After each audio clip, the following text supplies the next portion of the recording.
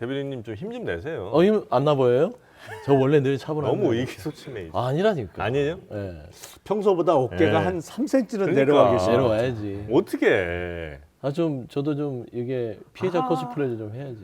아니, 코스프레가 아니고 코스프레가 아니고 피해자인데 뭐. 피해자. 나 대통 당한 거예요. 피해자예요, 모르세요, 피해자. 본인은? 막 이거 막 무체질하고 있어 몰랐지. 네. 시작하면서 말씀드렸죠. 오늘 출마하는 분 한 분, 그리고 출마 안 하는 분 한 분, 출마 못하는 분 한 분, 이렇게 세 분이 나오실 예정이라고 했는데요. 먼저 출마하는 분과 못하는 분 두 분부터 모시도록 하겠습니다. 개혁신당 김용남 정책위 의장님, 어서 오십시오. 네, 안녕하세요. 네. 김용남입니다. 개혁신당 얘기 못 나오게 한 언론사가 어디입니까? 들으셨어요?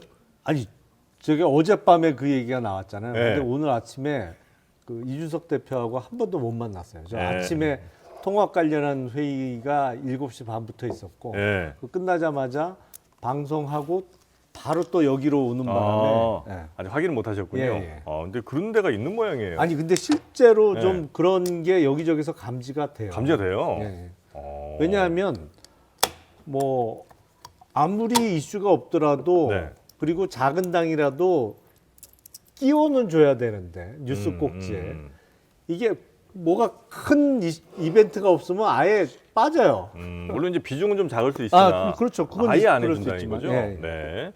뭐 그 얘기도 잠시 한번 뒤에 나눠보도록 하고요. 출마를 원래 아직 뭐 아직 오늘 재심하고 있어요. 에이 결정 났지. 되겠어, 뭐. 우리 이거지. 서영주 더불어민주당 상근 부대변인 어서 오십시오. 네, 소영주입니다. 반갑습니다. 이거 어떻게 된 거예요? 그러니까 저도 생각도 못했죠. 아니 원래 제가 예. 이 정도로 당에서 평가를 받나? 아니 그리고 지금 네, 그런 상근 생각을 부대변인으로 현직이죠. 계신 거잖아요. 그렇죠. 현이잖아. 전도 아니고. 그래서 면은 좀 살려주지 않았을까라는 생각에 예. 아니 뭐 전략공천 달라는 것도 아니고 그렇죠. 경선은 하게 해달라는 거였잖아요. 그렇죠. 근데 그거 매우 왜? 소박한 네. 소망을 가지고 예. 정치 신인으로 도전을 한 건데 현직으로 상근부대변인 하면서 오랫동안 제가 당을 위해서 네. 어려운 상황에서도 음. 방어를 하고 또 공격도 하고 그렇죠. 해봤지 않습니까? 진짜 열심히 하셨어. 네. 그 지역에 파주였잖아요. 그렇죠, 파주. 파주잖아요. 파주, 거기 예. 공천시청을 토탈 몇 몇 명 명이에요? 4명 했죠. 4명. 아, 현역 의원 포함해서? 현역 포함해서 네, 4명을 네 명. 했고 그다음에 이제 현역 의원 그다음에 이제 7년 정도 하신 분이 있어요. 추미애 장관 부장관 하셨던. 그 전에 7년이라는 게 뭘 7년 하셨어요? 그러니까 그 지역에서 총선 한번 활동을? 나왔다가 또 네. 지선 한번 나왔다가 아. 이번에 또 총선을 또 계속 나오고 출마하시는 분? 계속 출마하시는 예. 분. 그리고 제가 정치 신인 하나 있고 예. 그다음에 이제 뭐 아주 잘 안 알려진 파주 30년 사신 분이 한 분 계시는데 30년 사신 분? 살았던 분. 파주에? 예. 파주에 30년 산 분이 한 700명쯤 되지 아, 않아요? 그러시죠. 700명 좀 더 계실 것 같아요. 더 있지. 아니 그래서 2인 경선이에요? 3인 경선? 2인 경선이죠. 무조건 2인 경선이에요? 그러면 그거는 예. 그 비현역 중에 한 명에게 힘을 실어주겠다는 결정으로 저는 해석이 되는데. 그럴 수 있죠. 예. 그런데 이제 공관위에서는 현역이 있는 데는 3인 경선을 고려하겠다고 얘기를 했어요. 네. 공관위원장이. 음. 예. 그렇게 얘기를 했음에도 불구하고 음. 양자로 간 것이고 네. 저는 그러니까 이제 정확하게 당에서는 뭐 때문에 안 된다고 이유는 모르죠. 그래서 재심을 신청했죠. 원래 안 알려줘요? 안 알려주더라고요. 그렇습니다. 뭘 알려줘야 되는데. 아니 근데 보통 네. 경선을 붙이면 공정할 거라고들 생각을 하시는데 네. 사실은 전혀 그렇지 않아요. 아. 당에서 네. 특히 공관위에서 네. 2인 경선을 붙인다 그러면 현역보다는 도전자에게 페이버를 주는 겁니다. 근데 집중되니까. 예. 네. 3인 경선을 시키면 거의 다 현역이 이겨요. 그럴 수는 있겠네요. 그렇잖아요. 예. 현역은 원래 갖고 있는 표가 있는 데다가 나머지 둘이 반대표를 갈라가지기 때문에 3인 경선을 붙이면 거의 현역을 도와주는 경선이에요. 그렇긴 하죠. 3인 경선을 하면 이게 현역한테 유리한 건 그럴 수 맞아요. 있겠네요. 네. 근데 정치 신인이 아니잖아요. 이제 신인 가점을 가진 사람은 나밖에 없었거든. 20%를 갖고. 이번에 이제 처음 출마하는 거죠. 그래요? 그럼요. 오랫동안 당에 헌신만 하다가 아니, 처음 그리고- 출마를 네. 하는데 네. 현역이 두려운 사람은 정치 신인 20%를 갖고 있는 사람이겠죠. 그럼 3인 경선을 붙여놓으면 제가 어떻게든 간에 도전자들끼리 단일화를 해서 그럴 수도 있지, 참. 해서 제가 20%를 네. 갖고 이렇게 구도를 만들어 갈 수 있는 상황도 네. 되는데 네. 경선 자체를 안 붙이고 네. 늘 그 지난 4년 전에도 졌던 사람을 정치 신인이나 네. 도전자라고 그러니까 이제 이렇게 뭐 우리가 해놓고 너무 붙인 저 거지. 아, 돌아가는 알았어요. 얘기 하지 마시고 알았어요. 그러니까 정확하게 이유는 알고 계시는데 말을 못 하시는 거예요? 아니면 이유를 진짜 모르시는 거예요? 이유는 뭐 적합도 얘기를 하더라고요. 네. 그러니까 적합도 여론조사인데 네. 제가 좀 낮게 나왔죠. 왜냐하면 상대적으로 기간 대비 예를 들면 현역은 15년을 했으니까 네. 한 40% 이상 나왔을 것이고 그 다음에 7년 동안 여기서 오랫동안 도전한 분이 한 뭐 20%대 정도 나왔고 제가 한 6개월 정도 거기 가서 준비를 했는데 한 10% 정도 나온 거예요. 네. 그러면 기간 대비 따졌을 때는 나쁘지 않죠. 아니 그러니까 이제 저 정치권에서 나오는 이야기를 그럼 들린 얘기를 제가 한번 말씀드려 볼 테니까 맞는지 네. 아닌지 확인해 주세요. 네. 서용주 부대변인이 뭐가 있어? 아. 나도 모르는 게 있어? 친명계가 아니고 친이낙연 혹은 뭐 굳이 따지면 친문 정도에 가까운 분이다. 그래서 굉장히 수많은 방송에서 열심히 활동했음에도 불구하고 또 상근 부대변인임에도 불구하고 아예 컷오프 그냥 시켜버린 거다. 이런 그러니까 얘기가 쉽게 얘기하면 출신 성분이 안 좋으시네. 이런 얘기가 좀 출신 아니 성분이. 민주당은 네. 호남이 이게 출신 성분이 안 좋다면 이거는 말이 안 되는 거예요. 그러니까 요 얘기는 아니, 전혀 그 출신 말고. 그 출신 근거 말고. 없는 얘기예요? 저는 그렇게 믿고 싶지는 않아요. 그러니까 그렇게 이제 믿고 저는 싶지 또 않다. 이낙연 그러니까 친 이낙연계라고 할 수도 없고 예. 친문 당연히 문재인 대통령 당시에 뭐 활동하셨어요. 당연히 다 모두 친문이었어요. 그렇기 때문에 저는 뭐 친문이 아니라고 부정할 또 이유도 없고 친명은 친명은 지도부에서 지금 제가 활동을 하는데 네. 제가 반명은 아니잖아요. 반명이 아닌 걸로 부족해요. 그렇죠. 그래요? 찐명이 돼야 되는 거야? 아니 지난 정부 때 모두 다 친문이었다가 거의 그 모두 다 친문이 모두 다 친명으로 옮겨갈 때 같이 가셨어야지. 나는 제 몸이 지금 당직을 하고 있으면 네. 그래도 그렇게 생각해 줄 줄 알았죠. 아니었구나. 나만 모르네, 나만 모르네. 저는 딴 건 관심 없고 네, 그래서 네, 이제 네. 민주당 나오시는 거죠. 아니 아니죠. 그건 아닙니다. 자, 그거 다음 아니에요? 진행하시죠. 아니 민주당은 지켜야죠. 저는 아니, 다음 주쯤 나오시는 거 아니에요? 저는 이런 생각을 가져요. 좀 아쉬운 것들은 예.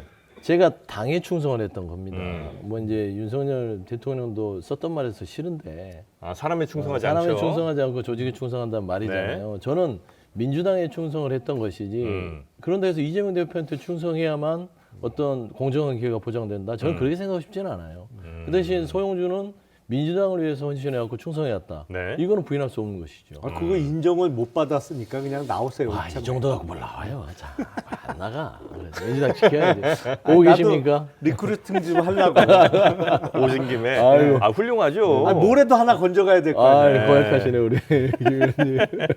알겠습니다. 하여튼 뭐 우리 서영주 부대변인 지금 이제 재심 들어갔으니까 내심이 들어갔는데요. 오늘 네. 결정 날 것 같고. 오늘 예. 아 빨리 결정 나는 아, 빨리 나야 돼요. 다행이네요 그래도 빨리 결정 나야 또 빨리 뭔가 그래야 뭐 그렇죠. 이제 그래야 결단을 하죠. 예, 결단도 하고 지역민들한테 설을 앞두고 인사도 좀 해야 되고 뭔가 좀 애중간해서 네. 지금 좀 기다리고 있습니다. 알겠습니다. 예, 하여튼 제 빨리- 얘기는 여기까지 마시죠. 네, 예, 땀나네. 아, 재밌는데. 아, 왜 재밌어. 남 얘기라고 재밌다고. 자 어제 혹시 윤 대통령의 신년 대담 그거 혹시 보셨습니까?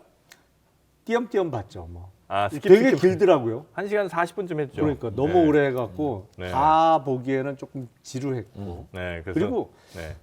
일단 재미가 없어요.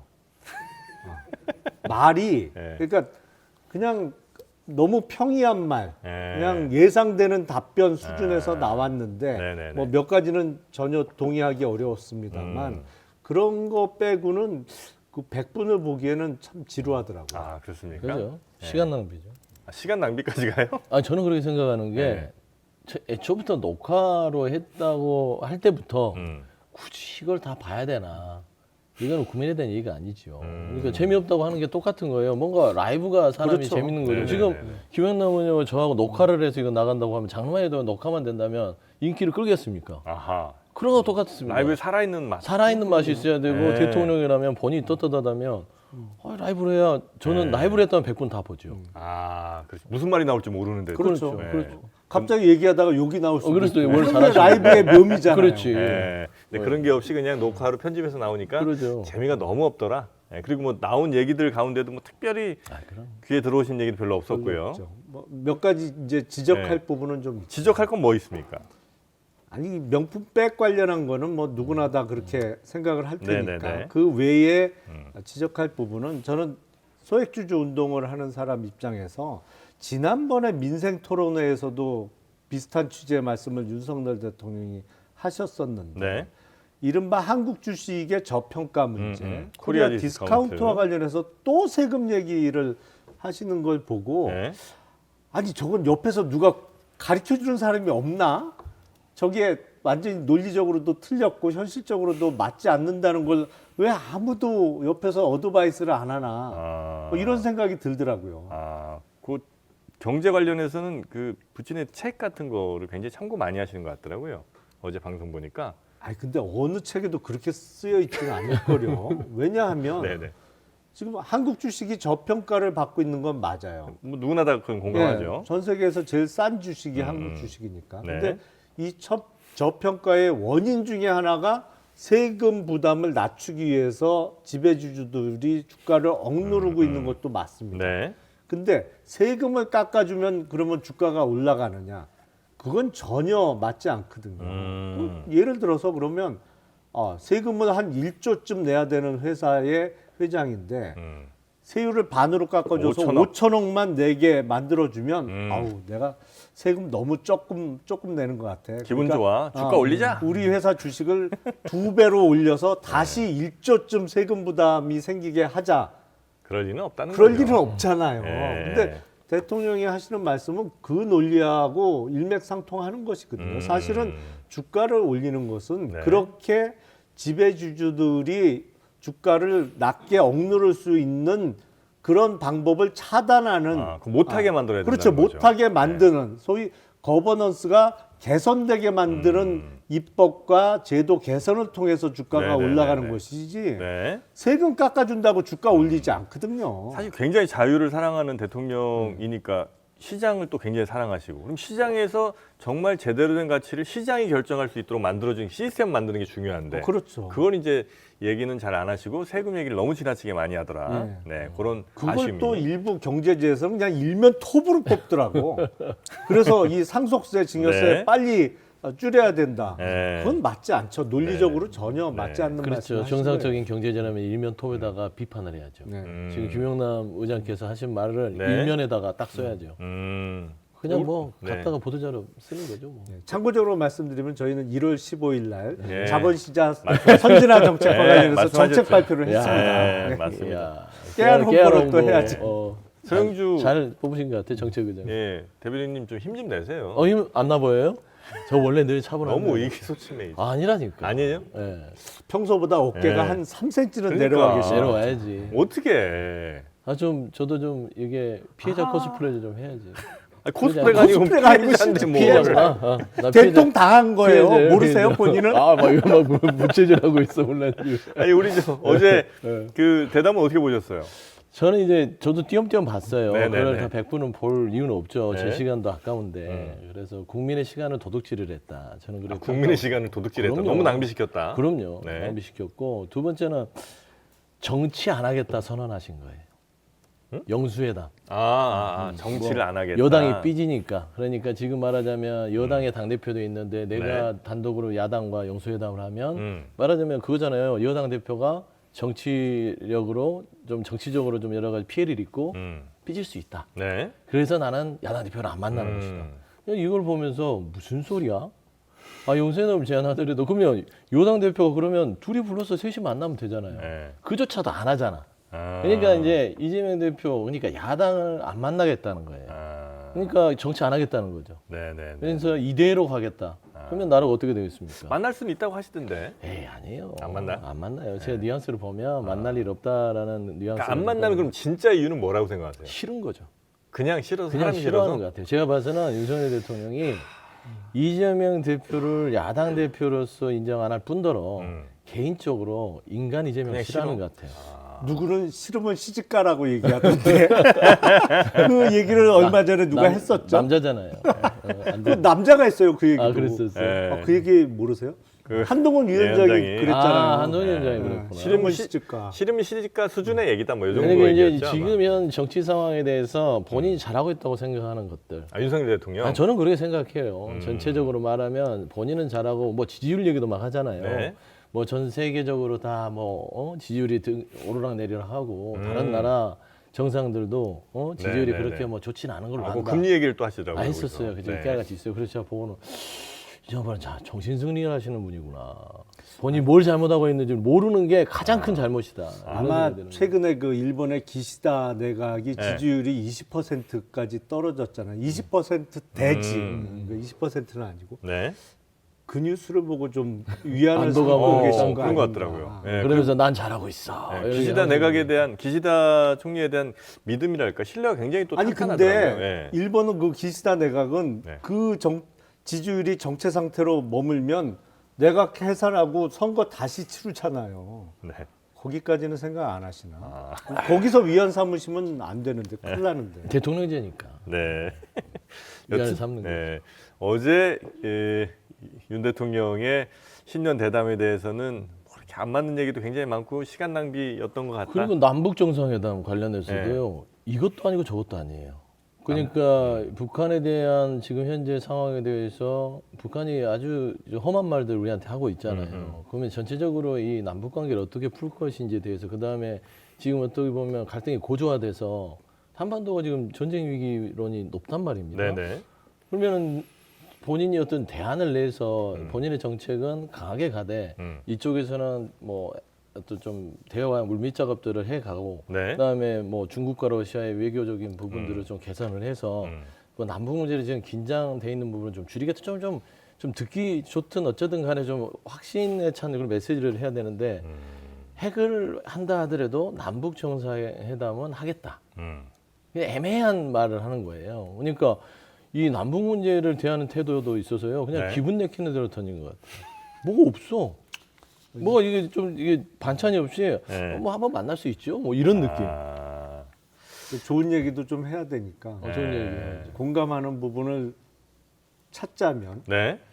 그 저출산 문제와 관련해서 이거를 해결해야 되는 게 거의 대통령의 헌법상 책무라고 생각한다. 굉장히 중요하게 생각한다. 예. 그 말씀은 동의할 수 있죠. 근데 아쉬운 건 해결 방안에 대한 언급은 거의 없었다고 보여요. 그러니까 저출산위원회 네. 회의에 참석을 하겠다. 그 정도인데 회의 참석한다고 출산율이 올라가는 건 아니잖아요. 그래서 보다 좀 준비된 네. 뭐 파격적인 해결 방안이라든지 네, 네, 어떤 네. 제시가 있었으면 좋았을 텐데 저도 이제 보면서 네. 저출산 문제 심각하게 생각하는 것 같다는 생각을 저도 했어요. 그래서 심각하게 생각했고 또 지난 뭐 몇 년 여러 정권 동안 정말 많은 돈을 정말 많은 자원을 투입했으나 잘 안 됐다는 것까지도 이거 수긍했거든요. 근데 그 다음에 이제 뭘 하시나 이제 들어봤는데 그거는 이제 조금 앞으로 그냥 좀 뭐랄까 이게 빈칸을 두고 가능성을 좀 많이 보시는 것 같더라고요. 그런 걸 보면 정말 사전 질의응답 준비 없이 한 게 많은 것 같기도 하고. 즉석에서. 네. 알겠습니다. 혹시 뭐 칭찬해줄 만한 부분은 없었습니까? 뭐 저도 저출산 문제에 대한 인식은 그래도 문제가 있구나라고 생각은 하고 있다. 네. 야 의외다. 정말 그 국가적으로 뭐 이제 저출산 문제, 기후 위기 문제 이런 부분에 있어서 저는 윤석열 대통령 아무 생각도 없는 줄 알았어요. 네. 저보다 평가가 더 바깥이네. 그런데 저출산 문제에 대해서 그래도 인식을 갖고 계셔서 네. 저도 그래도 생각은 하고 계시구나. 그리고 그나마 다행이라고 한다면 중간중간에 그래도 이제 예를 들어 뭐 무슨 책 보여주고 어디 정상한테 받은 선물 보여주고 이러면서 계속 2시간 동안 얘기만 했으면 조금 더 지루했을 텐데 그래도 중간 한 번씩 이렇게 눈요깃거리 한 번씩 보여줘서 뭐 그건 괜찮더라. 그래서 한때 이게 네. 대통령의 대담이 아니고 미니 다큐멘터리다 뭐 이런 얘기가 나왔던 것 같아요. 네, 그러니까 네. 대담 이외의 요소가 섞여 네. 있다 보니까 그런 얘기가 나왔던 것 같아요. 네. 저도 좀 계속 박한 얘기만 하네. 근데 뭔데요? 이건 대담이 아니라요. 네. 그냥 KBS에서 대통령은 대담을 빌어서 홍보 영상 하나 찍은 거예요. 홍보 영상이다. 그럼요. 이렇게 일대기 뭐 보여주고 대통령 집무실에서 뭐 하고 사진 뭐 이렇게 걸렸을 땐 뭐 차후에 어떤 대통령이 기억되고 싶습니까? 네네네. 지금 그렇게 한가하게 뭐 얘기할 때입니까? 아니 홍보도 잘 안 됐어. 안 됐어. 네, 근데 제가 그냥 볼 저는 대담이 아니라 네. 홍보 영상이 네. 나갔다. 실패한 홍보 영상. 그렇죠. 네. 저도 안 봤으니까. 아 보시고 나서 평가해야지 안 보고 나서 그렇게 평가하면 어떻게 해요? 다는 안 봤다. 네, 다는 안 봤다. 네. 자, 뭐 대통령 관련해서는 뭐이 정도로 하고 지금 이제 민주당의 공천이 일단 본인이 직접 뭐 포함이 쳐야 좀 돼. 되는 이거 얘기. 쳐야 돼. 아니 뭐 본인 얘기 말고 그러면 지금 민주당이 확실히 친명이 아닌 다른 쪽의 사람들에 대해서 조금 강하게 혹은 이제 전 정권의 사람들에게 되게 좀 박하게 가고 있는 거 아닌가 하는 생각은 좀 들거든요. 예를 들면 뭐 임종석이라든지 임종석 전 실장이라든지 이런 분들에 대해서 노영민 전 실장 이런 분들에 대해서 책임져야 된다, 뭐 나오지 말아야 된다는 식의 이제 얘기들이 많이 나와서 그거 이제 전체적인 당의 분위기가 지금 그렇게 가고 있는 겁니까? 뭐 현직도 이렇게 당하는데 전 정권 전 정권이라는 게 좀 그렇지만 안 그렇습니까? 근데 전 정권에 책임 없는 사람이 몇 명이에요? 그러니까 마찬가지예요. 네. 저는 현재 민주당이 가장 잘못하고 있는 것은 네? 이게 과연 국민들이 지켜보시기에 혁신으로 보이냐 그거예요. 싸움이죠.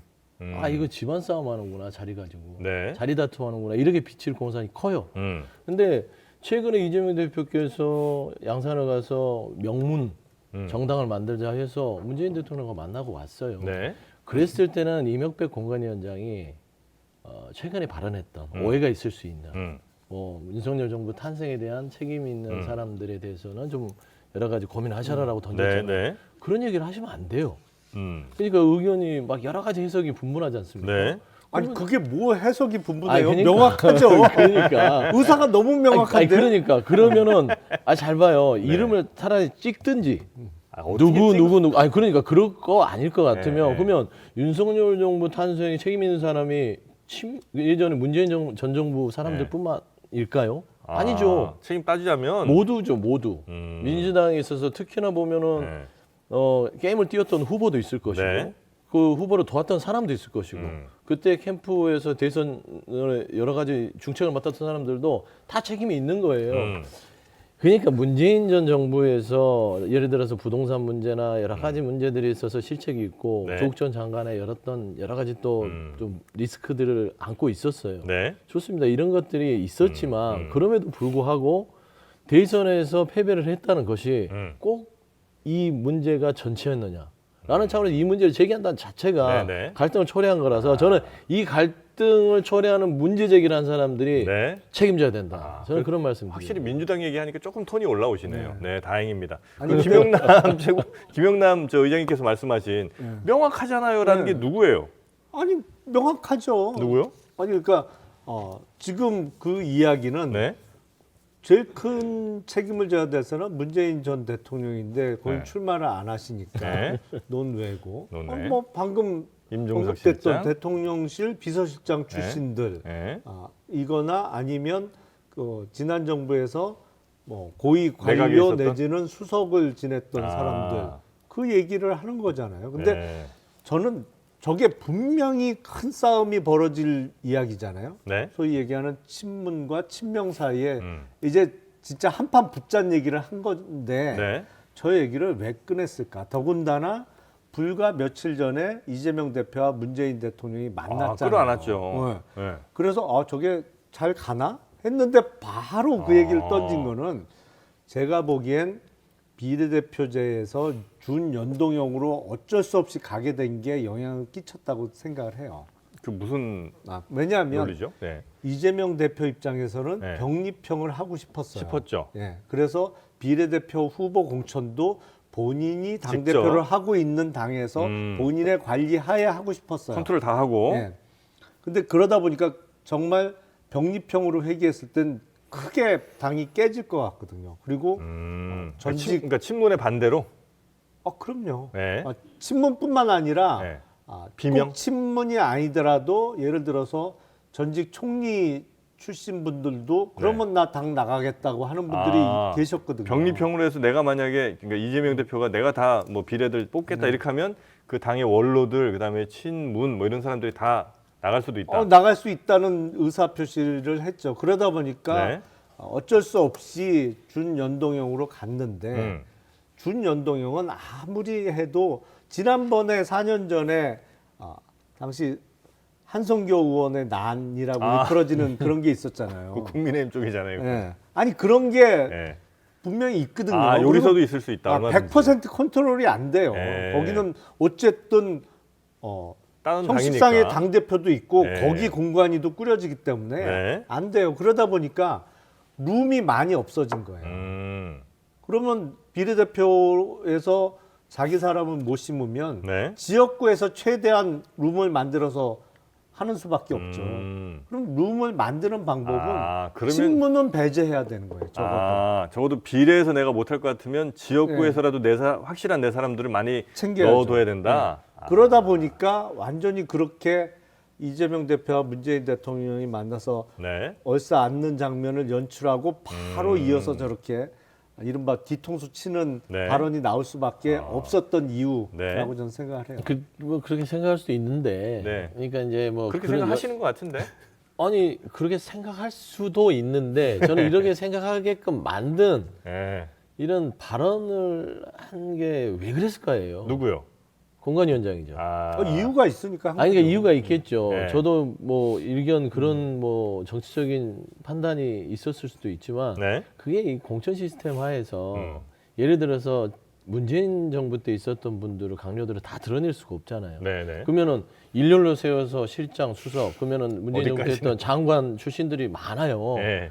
예를 들어서 뭐 안산에도 있고 화성에도 있고 뭐 너무 많잖아요. 네. 그러면 그분들이 다 책임을 지고 다 뭐 불출마를 해야 된다. 그리고 거기에 본인 사람들을 이렇게 심는다. 불가능하다. 불가능한 일이죠. 네. 그래서 저는 이런 부분들을 좀 지혜롭게 공관위원장께서 아무리 속내가 있다 하더라도 예. 실수하신 것 같아요.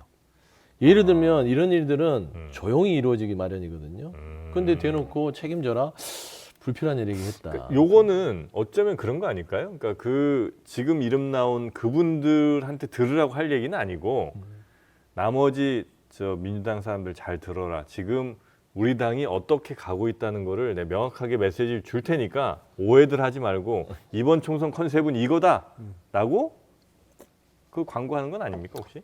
그런 효과도 있죠. 그죠? 예를 들어서 지금 전 비서실장 말고도 전해철 의원 같은 경우에 지난 정부에서 행안부 장관을 했잖아요. 네. 그 전해철 의원도 친명은 아닌 것이죠. 그리고 거기도 도전자가 있고. 네. 그러니까 지난 윤석열 정부의 탄생에 책임 있는 사람. 이거는 사실은 제가 보기엔 범위가 확대되면서 또 선별적으로 적용도 가능할 것 같아요. 선별적으로도 가능하다. 그리고 이제 이렇게 해놓고 열심히 저 충성을 보이는 사람은 예를 들어 말씀하신 것처럼 선별적으로 이렇게 받아준다면 또 더 많은 사람들이 충성 맹세를 할 수도 있는 거 아니겠습니까, 그죠? 친 이재명 색깔은 훨씬 강해지겠죠. 네. 그리고 그립도 세지고. 그러면서 네. 총선은 폭망하는 거죠. 폭망에 그렇게 가면? 그럼요. 그러니까 뭐냐면 지금 60일이 이제 조금 더 남았는데 네. 예를 들어서 60일이 짧은 것 같지만 긴 시간입니다. 국민들이 보고 있어요. 국민의힘이나 민주당이나 또 뭐 개혁신당도 다 보고 있는 것이겠지만 누가 어떻게 지금 공천하고 있지 안 보는 것 같잖아요. 네. 지금 여기서 우리만 생각해서요. 그런 식의 어떤 구도를 만들어서 잘라내고 놓고 붙이고 해서 결국에는 당의 분란이 일어나서 네. 분열이 된다? 국민들 가만히 안 둬요. 뭐 저희가 지금 윤석열 정부가 이렇게 아주 무능하고 독선적이고 한동훈 비대위원장이 국민의힘 자체가 무력하고 한다고 계속 판단한다 하더라도 정권 네. 심판한다 하더라도 민주당 자체가 그 부분에 있어서 이런 식의 어떤 이 집안 싸움에 어떤 권력 다툼에 그다음에 현 지도부의 이득이 되는 공천한다 네. 한 방에 갑니다.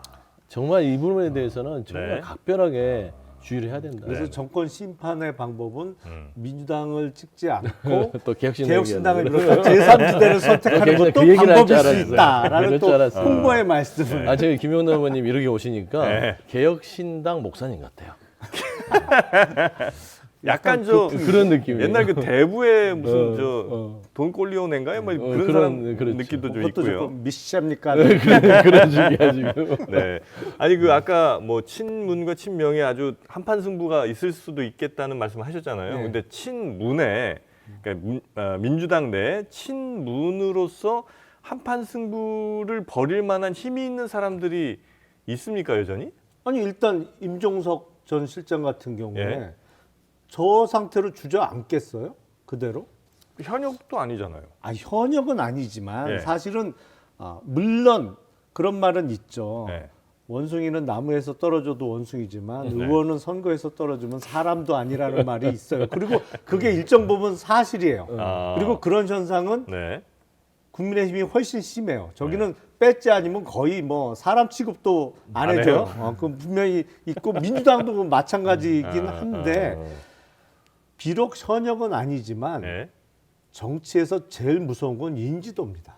인지도가 깡패예요. 그것도 틀림없는 사실이에요. 그럴 수 있겠네요. 그렇기 때문에 임종석, 노영민 실장 같은 정치인들은 일단 대중 인지도가 나오잖아요. 네네네. 그러니까 이름이 안 알려진 사람은 겁날 게 하나도 없어요, 사실은. 정치권에서는 그건 뭐 정말 사람 취급도 못 받아. 그래서 하지만 현역 아니더라도 대중 인지도가 많이 나오는 사람들은 네. 힘이 있는 거예요. 그만큼. 그러니까 임종석 전 실장 같은 경우 말씀한 대로 네. 민주당의 여러 가지의 민주당의 역사 속에 있었던 분이에요. 젊은 나이에 국회에 입성해서 본인의 어떤 정치적인 입지를 보여줬고 네. 또 파란만장한 정치사를 겪었잖아요. 네네. 본인 스스로. 그리고 박원순 시장의 뭐 부시장도 했었고 그다음에 이제 문재인 전 대통령의 비서실장도 했었고 그다음에 이제 586의 대표적인 주자입니다.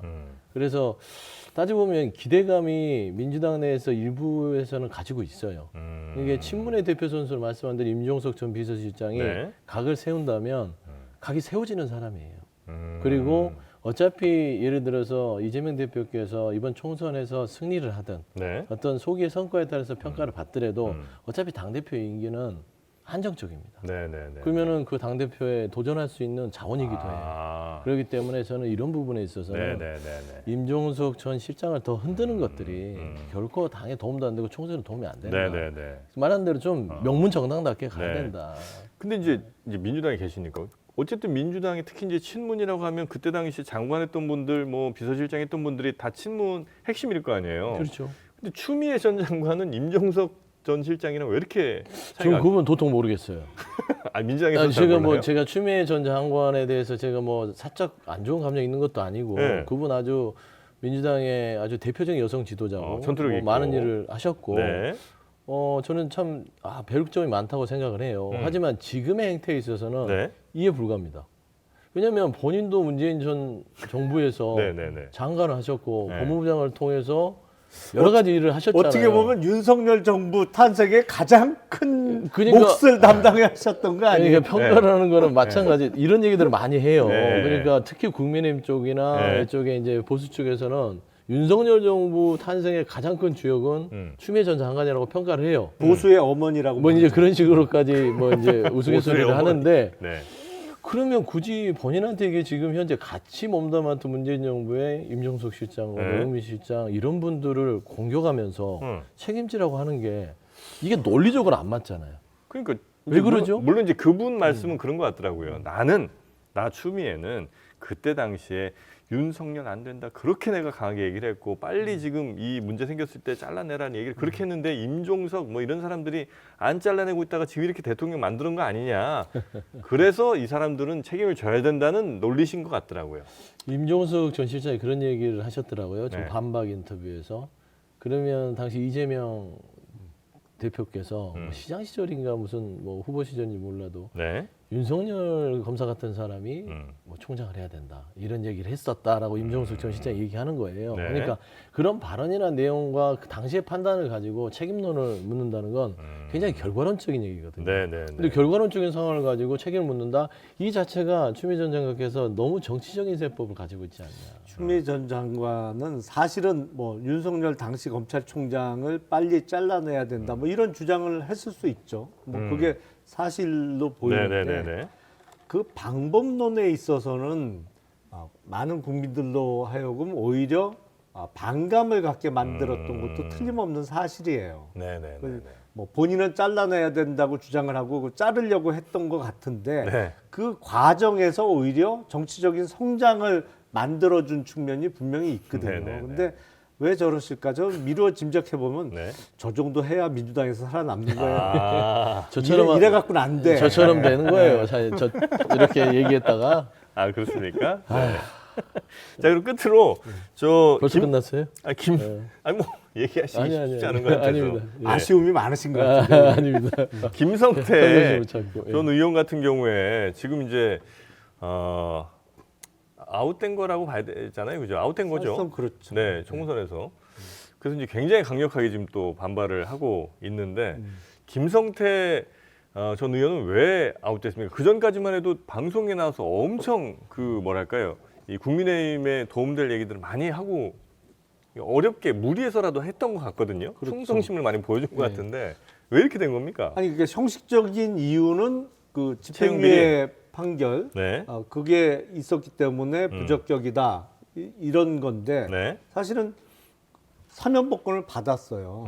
그리고 확정된 판결이 있었음에도 불구하고 사면복권을 받아서 바로 출마한 사람이 있잖아요. 네, 네. 김태우 전 구청장 같은 경우에 바로 출마를 했잖아요. 그리고 엊그저께 있었던 사면복권을 통해서 회복된 사람이 피선거권이 회복된 사람이 이번에 또 공천 신청을 낸 사람도 있거든요. 있고요. 네. 그 사람 부적격으로 잘렸다는 얘기 아직 못 들었거든요. 그러다 보니까 김성태 전 원내대표는 본인이 출마는 할 수 있을 거라고 생각을 생각했는데. 했겠죠. 근데 부적격 판정하고 나니까 일부 당 내에 이른바 핵관들이 작업을 했다. 그게 본인이 만약에 국회에 들어가게 되면 이번 총선을 통해서 강력한 라이벌이 될 수가 있어서 네. 사전에 제거 당한 거 아니냐 뭐 이렇게 생각할 수도 있고 네. 그리고 그 작업을 주도했던 사람들이 뭐 삼청교육대를 다녀온 분 네.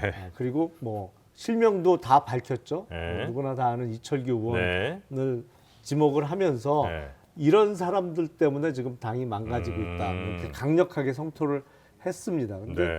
본인이 이의 신청을 하셨는데 네. 뭐 같은 결론이 나지 않을까 싶어요. 결론은 뭘 이의 아직 나지도 신청이 않았는데 뭐 같은 받아들여질 결론입니까? 가능성은 극히 희박하지 않을까 그래요? 그런 생각이 들어요. 저는 좀 케이스가 달라서요. 예. 지켜보고 있습니다. 예. 그러니까 이제 예. 예, 말씀하시죠. 김성태 네. 전 의원 같은 경우는요. 제가 봐서는 재물이에요. 재물? 예. 이번 이 4월 10일 총선을 향한 아, 국민의힘의 어떤 여러 희생양 가지 같은. 혁신을 보여주기 위한 헌신과 희생, 그 다음에 원칙적인 공천을 보여주기 위한 희생양이다. 재물로 바쳐진 거다. 그러니까 가장 경쟁력 있고 사면복권도 됐고 뭐 공천을 줘도 무방함에도 불구하고 부적격을 내리는 거예요. 우린 이렇게 깔끔하게 이런 한다. 간판 스타도 우리는 잘라낸다. 그러니까 벌써 국민들이 이걸 보고 김성태 전 의원은 억울하겠죠. 말이 되냐. 솔직히 그렇죠. 김태우 후보는 사면돼서 다 당에서 심사에 공천 준 거 아니에요. 네. 그렇지 않습니까? 근데 본인은 집행유예 있는 거 사면됐는데 사면된 거는 인정 안 하고 집행유예 있다고 잘라낸 거예요. 이거는 논리가 안 맞죠. 그러니까 이건 뭐냐면 김성태 전 의원은 딱 여기까지예요. 사면복권 해줬으니까 이걸로 네. 만족하세요. 그리고 우리 뛰었으니까 이번에는 재물을 해주시오. 쉬세요. 그러니까 헌신과 희생에 포함돼 버린 거죠. 아니 사실은 재물 또는 희생양이라는 의견에 공감하는 게 네. 이번에 부적격으로 컷오프된 사람이 29명이에요. 네, 네. 실명이 드러난 사람은 유일하게 그래요. 김성태 전 의원밖에 여기가 없어요. 스타 나머지는 플레이니까. 누가 됐는지 몰라. 모르니까. 그러니까. 그리고 지금 이제 최근에 보면 네. 이 흐름들이 계속 될 건데 여기는 이제 경쟁력 있는 아주 뭐 중진 의원도 잘라낸다라는 네. 의지. 그 다음에 최근에 보면 이제 이름을 밝힐 수는 없지만 어디 모 용산 출신의 행정관 자체가 문제가 있다라고 하면서 국민의힘 쪽에서 보도 자료를 내요. 그리고 그 행정관의 어떤 여러 가지 과거 학폭 논란이 있어서 네. 그게 해당된다면 이 행정관은 안 받겠다. 자격 미달이다라는 네. 거를 국민의힘 내부에서 한단 말입니다. 결국에는 이것도 또 뭐냐면 용산 출신도 배려 없다라는 거를 아주 미미한 부분에서 드러내서 상징적으로. 또 제물로 삼는 거예요. 그래서 저는 지금 국민의힘 공천 자체가 네. 이 메시지를 주기 위해서 많은 재물을 바칠 공산이 크다. 좀 그렇게 보고 있습니다. 아니 그러니까 얼마 전에 네. 윤석열 대통령께서 강남 을에 공천 신청한 박진 전 장관과 이원모 전 비서관을 직접 언급했다는 기사가 났잖아요. 네네. 사실은 상식적으로 그런 기사가 나면 안 되는 거죠. 그거는 자칫 공천 개입으로 그렇죠. 비춰질 수밖에 없기 때문에 실제로 그런 언급이 있다고 하더라도 그게 외부에 드러나서는 안 되는 거예요. 근데 그게 버젓이 기사에 다 나왔단 말이죠. 실명이 등장하면서. 네네. 같은 논리로 해석할 수가 있죠. 누가 봐도 직전 장관과 누가 뭐래도 가장 핵심적인 용액관 중에 한 명이에요. 왜냐하면 거기는 이원모 전 비서관이 윤석열 대통령과 인연이 깊은 것뿐만 아니라 네. 이 그 부인이 또 김건희 여사와도 인연이 깊은 게 많이 알려져 있잖아요. 비행기 타고 갔잖아요. 네, 같이 갔잖아요. 음. 그러니까 누가 봐도 네네네네네. 여기는 뭐 무조건 통한데. 이목이 집중될 수밖에 없는 후보인데 탈락. 콕 집어서 고기를 언급한 것은 뭐랄까요? 성동격서 전법 아닐까. 그럼 이제- 그러면 다 욕을 볼까요? 그러네. 정말 누가 봐도 여기가 핵심으로 받을 줄 알았더니 여기를 여기도 잘렸어. 드러내. 그러면서 저쪽에서 막 이루어져. 요건 어떻게 효과는 있습니까? 그러면 이렇게 하면 그러니까 변명거리는 충분히 만들어낼 수 있죠. 나중에 누가 어떤 공격하더라도 야 네. 우리 배려하지 않는다. 여기도 윤핵관도 드러냈는데. 잘랐어. 그러면서. 김성태도 잘랐어. 이런 그러니까 식으로 이게 간다는 이제, 거죠. 이제 재물 정치를 하는 건데요. 결국에는 제가 봐서는 윤석열 대통령 참 저번 대담하고 다시 이 지금 현상하고 연결하면 한동훈 비대위원장하고 전화도 안 한다며요. 네. 총선 끝나고 네, 연락하기로 했답니다. 그다음에 당에 이관섭 비서실장이 하는 거 아닐까요? 그래 전화 통화 이가섭 비서실장이 하겠지. 근데 당무에 이번 공천 개입이 안 하겠다는 얘기인데 예. 아까 말씀한 대로 뭐 신문 보고 알았을지 모르겠지만 그럼에도 불구하고 이런 발언들이 새 나가는 것은 네. 좀 대놓고 지금 이번 선거에서 본인 사람들이나 네. 이번 선거 전략에 개입하겠다는 의지가 강력한 것이다. 그래 보고 있어요. 네. 우리 서영주 네. 대변인은 재물은 아니죠, 그죠? 저요? 이분은 재물은 아니죠. 재물하기에는 재물하기에는 제가 좀 사이즈가 좀 작아요? 사이즈가 너무 크죠. 너무 커서 재물이 안 너무 되나? 재물이 안 되는 네. 거예요. 아니, 그 뭐- 머리가 좀 큽니다. 아니 그 재물하기에는 명분이 없잖아, 그죠? 그러니까, 이런 사람 잘랐다. 아니, 이분. 그냥 네. 저는 현직 상금 부대변인도 잘랐다. 잘랐다. 그건 좀 약한 것 같은데. 좀 약해 보여요. 약해 보이긴 제가 해요. 봐도. 제가 봐서는 네. 제 얘기는 이제 그만하시고 일단 중요한 거는 딱 한 가지예요. 네. 정치 신인들에게 네. 기회를 주지 않았다라는 안 좋은 이미지가 나갈 수 있으니 당에서도 이런 점은 충분히 앞으로 다른 정치 신인을 이렇게 공천 심사를 할 땐 고려해라. 네. 라는 좀 말씀드립니다. 그 공천 심사하는 그 사무실은 어디 당사 안에 당사에 있죠? 당사에 네. 있습니다. 그 앞에 지금 사람들 많이 왔다 갔다 하죠. 그러죠. 거기에 불만 있으신 분들도 있고 네. 뭐 공관위원들 만나려고 하는 사람도 네. 있고 아직 뭐 들어놓은 분은 없으시고요. 뭐 이제 조만간 나타나겠죠. 조만간 나타나. 원래 공천 심사할 때는 당사 앞에 경비 인력이 확 늘어요. 아 그래요. 워낙 사고 치는 분들이 많아서. 난리 뭐 나요. 거기 쳐들어오겠다는 분들이 많아서 경비 이제 인력이 삭발하는 분 몇 분 나올 것이고 나올 거고. 네, 그렇습니다. 개혁신당은 없죠. 저희요? 예. 저희는 아직 공천 접수를 안 받았어요. 공간이가 이제 여러 공간위를 통합 공간위를 꾸려야 네. 된다 이런 논의를 막 하고 있기 때문에 네. 아직은 뭐 그 타임은 안 되고 저희의 조그마한 바람이 있다면 네네. 저희도 개혁신당 공천을 못 받았다고 들어눕는 아. 분이 막 많이 나왔으면 좋겠어요. 그럴 수 있겠네요. 시청자 여러분, 예, 네. 저희는 열려 있습니다. 신청 아직도 받습니까? 받아야죠. 아니 문을 안 열었다니까요. 문을 아예 안 페인트 칠하고 있어요 지금. 그럼 이제 개혁신당과 뜻을 함께하는 분들은 언제든 이제 문 열면 찾아오셔서 내가 그럼요. 한번 출마해 보겠다. 예, 예. 이런 거 하셔도 되는 거죠. 네. 그 검증은 근데 그 많은 분들 어떻게 합니까? 아니 공간이 꾸려서 해야죠. 그래서 지금 공간위원장을 포함해서 대략 7명 정도의 네. 공간위를 꾸리자 이렇게 논의를 하고 있어요. 네. 아니 근데 진짜 거기는 어떻게 합당은 원래 이제 설 전쯤에 하면 그래도 그나마 시간이 좀 확보되는 것 같은데 설 넘어가고 뭐 이렇게 되면 조금 너무 이렇게 바빠지는 거 아니에요? 물리적인 한계점은 거의 2월 말 정도가 2월 말. 한계입니다. 예. 2월 말 전에는 무조건 같이 간다면 무조건 그 안에 해야 된다는 해야죠. 거죠. 그래야 공간위에서 심사도 좀 하고 네. 왜냐하면 3월 21일, 22일이 선관위 후보 등록일이거든요. 네. 그때가 지나면 아예 출마 자체가 불가능해져요. 근데 그거를 준비해야 될 서류도 되게 많아요. 네네네. 그럼 며칠 여유는 줘야 되거든요. 그래도 네. 아무리 못해도 사나흘 이상의 서류 준비 시간은 주어져야 되는데 네. 그 공천 접수 받고 심사하고 뭐 또 경선할 지역 분류하고 공천 확정하고 그러려면 늦어도 2월 말까지는 다 꾸려져야죠. 네네. 아, 요거 저 루머 하나만 좀 한번 확인 좀 부탁드리겠습니다. 그 원칙과 상식 세 분 중에 원래 이제 네 분이었다 한 분은 이제 남으시기로 했고, 그다음에 이제 세 분이 나오셔서 신당과 이제 같이 갈 것 같은 느낌이었잖아요. 근데 그 중에 한 분만 이낙연 신당 쪽으로 이제 가셨고 예. 두 분은 남아 계시잖아요. 이두 분이 그 세 분이 완전 뜻이 달라서 그런 게 아니고 두 분이 개혁신당으로 가서 이렇게 나중에 합치는데 이 가교 역할을 훌륭히 이제 하려고 한다는 뭐 그런 이제 루머 비슷한 게 있어서 그건 아니죠. 아 그건 아니고요. 네. 그 조홍천 의원과 이현욱 의원님은 네. 여전히 중립지대 원칙과 상식으로 남아서 음.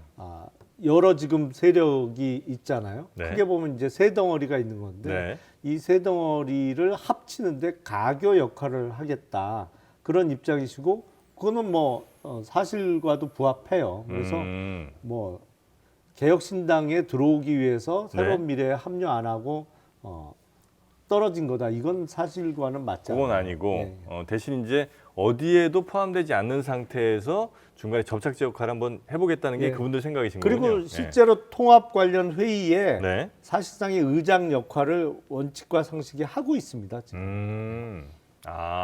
그 통합에 있어서 네, 네. 어쨌든 이제 현역 의원들이시고 하니까 또 이런저런 이야기를 하시기는 뭐 더 좋긴 하겠네요. 그렇죠. 이제 네. 배지니까 대우해드려야지. 배지. 말에 무게감이 실리잖아요. 그럼요. 배지가 있냐 안냐가 차이가 이제 크구나. 정치권에서는 발언권이 차이. 사람 취급받으려면 달아야 된다니까요. 아, 이게. 그래서 그렇게 저 류호정 전 의원도 이렇게 끝까지 이렇게 달고 있으려고. 근데 거기는 이제 비례였으니까. 그건 또 다른가요? 그건 좀 지역 다르죠. 지역 배지랑 또 지역구에서 비례 배지는 또 다른- 차원이 다르군요. 아니 그거보다도 네. 그 배지 달았다가 배지가 떨어지고 몇 년을 겪어봐야 이게 어떤 의미인지를 알아요. 겪어보셨다고요? 아직 유호정 의원님은 아직 아. 그 실감 못해요. 맨 처음에 달 때는 잘 모르는군요. 그렇죠. 달고 떨어진 다음에 한 3, 4년 있어야. 그렇죠. 이 삼지대는 네. 이제 시간이 없어요, 별로 진짜 그러니까. 말씀한 대로. 네, 저는 네. 2월 말도 그거 너무 많이 거의 물리적 한계예요. 네, 거기가 한계고 설 전에 끝내는 게 가장 베스트고요. 좋은데. 설 중간에도 못 쉬고 해야 될 거예요. 네. 그래서 15일 전에는 끝내놔야 아. 결국에는 좀 나름대로 물리적인 한계, 그다음에 네. 전체적인 여론 조성 네. 이것도 다 먹을 수 있는데 이게 시간을 쫓겨서 가면 네. 개혁신당이 바깥으로 말하자면 김영남 전 의원이 장로만에도 와서 이렇게 깨알 홍보하는 거 외에는 네. 국민적 관심을 받을 시간이 없어요. 그러니까 빨리 끝내놔야 네네. 개혁신당의 기치를 가지고 이제 던지거든요, 밖에다가. 네네네. 그래서 외화를 시킬 건데 왜 그러냐면 지금 민주당이 준연동형을 한 다음에 준위성정당을 하기로 했잖아요. 그러면 결국엔 삼지대 텐트의 땅 자체가 좁아든 거예요. 여기에서 말하자면 민주진보 진영에서의 통합비례정당이 세우게 되면 네. 삼지대가 여기에서 쪼그라들 수가 있어요. 시간을 놓쳐버리면. 저는 그런 부분에서는 네. 속도를 내고 있다고 생각하고요. 삼지대에 관심이 많으시네요. 아니 분석을 해야 되잖아요. 저도 네. 이제 평론을 하려면 좀 공부를 해야 되니까. 아니 그리고 이사 갈 집에 어떻게 관심이 뭘 없어요? 이상해요? 또 이상한 소리를 해. 그러니까 뭘 이상한 소리야. 다음 주쯤 오실 것 같은데. 아니라니까요. 지금 오해를 불러서 하면 안 됩니다. 근데 네. 그리고 제가 이제 저도 시즌 바로 보면 이원욱 의원이나 조홍천 의원과 김종민 의원 세 분의 네. 그 이면의 거는 이 두 분이 브릿지 역할을 하기 위해서 있는 게 아니라 네. 이현욱 의원과 조홍천 의원은 내심 이낙연 전 대표보다 이준석 전 대표에 대한 호감이 높아요. 그 다음에 이준석 전 대표에 대한 호감이 높을 뿐더러 이분들이 이낙연 전 대표 같이 갔을 때는 본인들이 길을 못 펴요. 결국에는 이낙연 전 대표의 그늘 아래서 움직여야 되기 때문에 그 선택이 세 분이서 갈랐던 거예요. 그래서 김종민 의원은 가서 그늘이 되더라도 네. 있겠다라는 것이고 이원호 조홍천 의원은 우리 스스로 자가 발전을 통해서 여기 밖으로 나온 만큼 네. 그 역할을 해보자라는 판단들이 있는 겁니다. 네네네.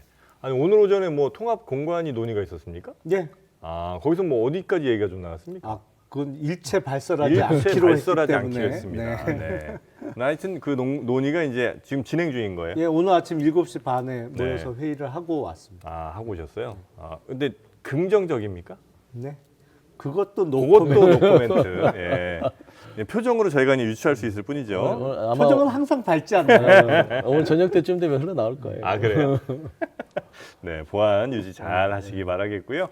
하여튼 두 분 힘내시고 네. 특히 우리 서용주 부대변인님 힘내세요. 당에 충성 오랫동안 했습니다. 이제 그만하실 때가 됐어요. 아, 제가 요거 보기엔. 벌써 좀- 중의적인 의미인 그렇죠. 것 같아요. 그래서 조금 더 이제 마음을 추스리고 네. 더 격렬하게 입당하신 지가 몇 년 됐죠? 충성해야죠. 한 16, 7년, 한 18년 됐나? 아유 살다가도 헤어질 때 됐어요. 그 아이고, 정도면. 아니에요. 16에서 17년. 뼈속까지 민주당이라서 아, 위에 너무 많죠. 답답함. 끝날 시간이 된 것 같습니다. 네, 우리 서영주 마음 알아주는 건 우리밖에 없습니다. 네, 그렇습니다. 네, 당에서도 몰라줍니다. 자, 하여튼 힘내시고요. 네, 고맙습니다. 네, 그리고 우리 김용남 정책위 의장님도 대단히 고맙습니다. 다음 주에 뵙겠습니다. 네, 고맙습니다. 고맙습니다.